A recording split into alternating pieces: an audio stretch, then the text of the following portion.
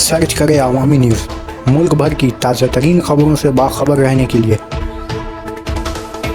Subscribe करें हमारे channel को और बेल आइकन ज़रूर दबाएं।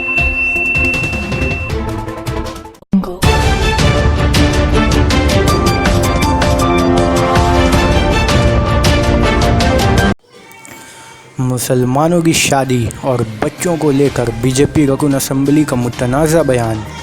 लखनऊ उत्तर प्रदेश के बलिया से बीजेपी रकुन असेंबली सुरिंदर सिंह ने मुस्लिम समाज को लेकर मुतनाज़ा बयान दिया है।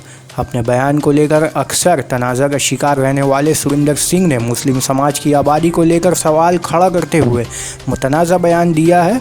उन्होंने कहा कि मुस्लिम समाज में 50 औरतें रखना और 1050 बच्चे पैदा करने की रवायत है।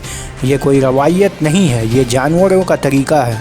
ये पहली मर्तबा नहीं है जब बीजेपी रकुन असेंबली सुरिंदर सिंह ने कोई मुतनाज़ा बयान दिया है। इससे पहले भी वो कई मर्तबा मुतनाज़ा बयानात दे चुके हैं।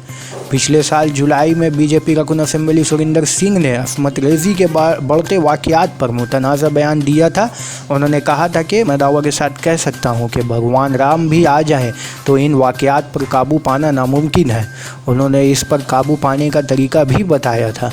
उन्होंने कहा था कि ये सब का धर्म है कि समाज के सभी लोग को अपना परिवार समझे, सभी को अपनी बहन समझे, कि धर्म का पालन करना चाहिए।